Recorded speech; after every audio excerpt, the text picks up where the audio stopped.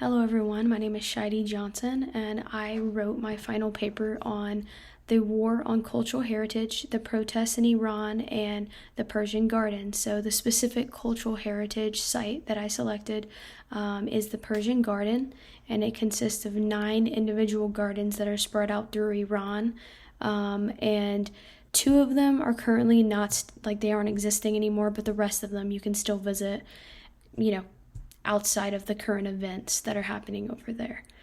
So overall, the Middle East consists of a plethora of cultural heritage unique to individual countries and their peoples. The Islamic Republic of Iran is home to a total of 24 World Heritage Sites and thousands of additional places that are part of our global shared heritage. The Persian Gardens in specific, inscribed as a World Heritage Site in 2011, represents Iran's past prior to the Islamic regime. Both an important site culturally and symbolically, the Persian Gardens illustrate a time of peace, prosperity, and the country's rich culture.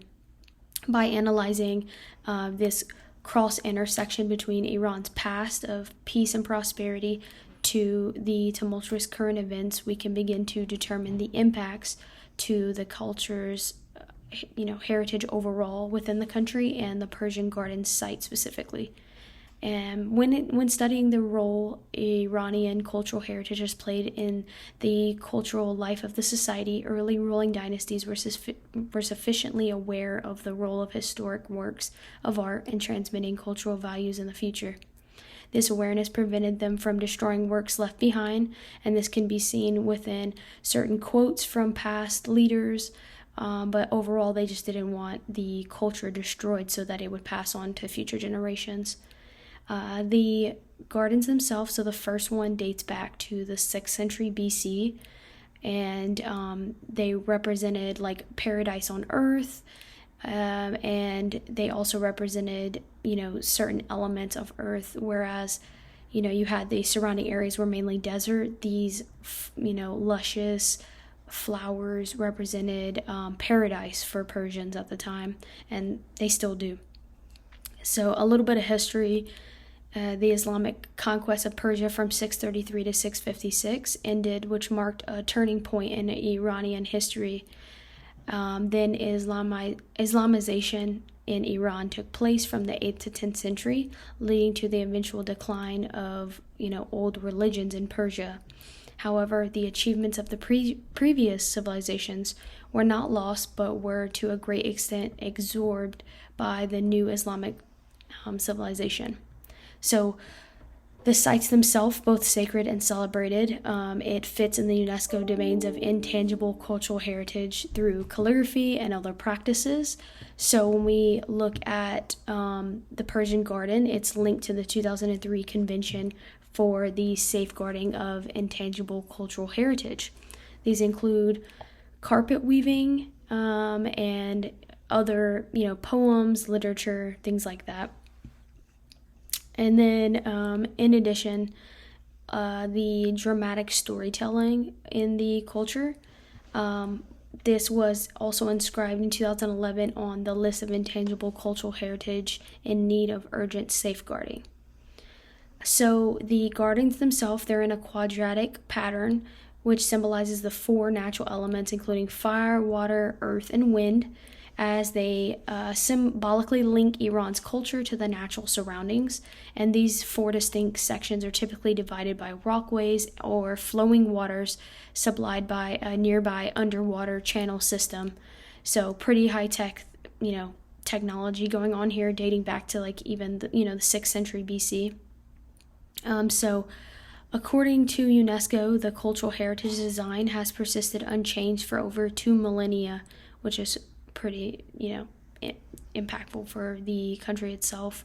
And the combination of diverse fields of knowledge include technology, water management, architecture, and agriculture, resulting in the perfectly designed garden that can withstand extreme climatic conditions. So the way that it's designed and the type of plants that they chose to surround protects the actual garden itself, and that it can survive and changes over the seasons. So each of these 9 gardens are registered on the National Heritage List and protected under Iranian legislature. So, when analyzing the Persian Gardens and really trying to understand its significance to society, the UNESCO site actually lists 5 criteria that depict the various ways that it has outstanding universal value and, why is it important to society. So the first one states that the Persian Garden represents a masterpiece of human creative genius. So we see this through its engineering, the flora chosen, the advanced water irrigation system, and all of this makes it really important to Persian society. And then the second criterion states the Persian Garden exhibits an important interchange of human values, having been the principal reference for the development of garden design throughout Asia, Arab countries, and even Europe. We even see this quadratic formation in the United States, so it definitely spread across different cultures, impacting different regions. And so we even see this in Taj Mahal in India, and then in Spain too.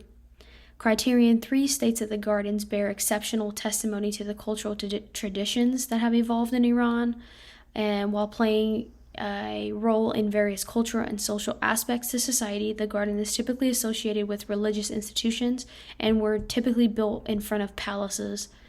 And then criterion 4 and 5 state that this cultural heritage site is the principal source of inspiration for Persian rugs, achieving by utilizing natural and human elements. So the other half of my paper spoke on the current events in Iran, and just to give a quick rundown of what is going on.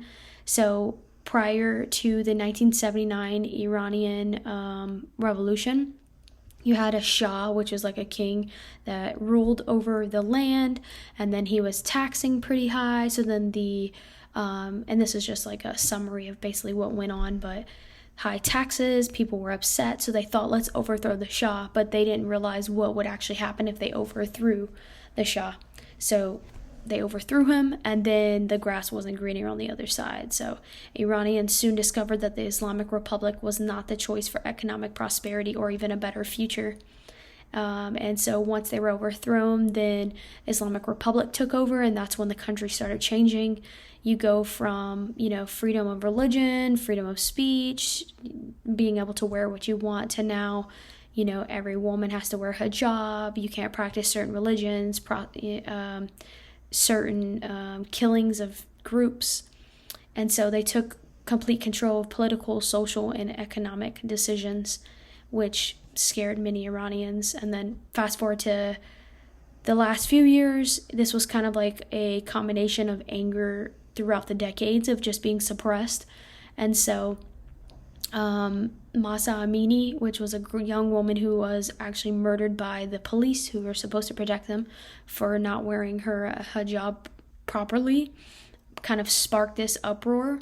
And then the rest of, Iran just kind of joined in, and then now hundreds of people are being killed. They're chanting like death to the dictator. People are just like, fed up with what's going on. So cultural heritage overall has been affected over the last few decades, and the people of Iran are responding to the Islamic regime with outrage. And so what I wanted to do with this paper was pretty much look at what's going on today and look at the garden and what it represented and how this all has an impact on cultural heritage. And then we can kind of summarize it and conclude it with that we don't really know how specifically these gardens will be impacted, just because you never know. But overall, with legislation and laws, it shouldn't be impacted, and that they should stay well maintained and controlled. But I think that that's something that we'll see in the future and how that will be impacted. And so, with the current events, it's important to take a look at these cultural sites and see how the tumultuous situation will impact their culture. But overall, I definitely suggest everyone to take a look at this site, look it up on UNESCO, and kind of pay attention to the current news and see what goes on. So thank you for listening, and I hope everyone has a great rest of the semester.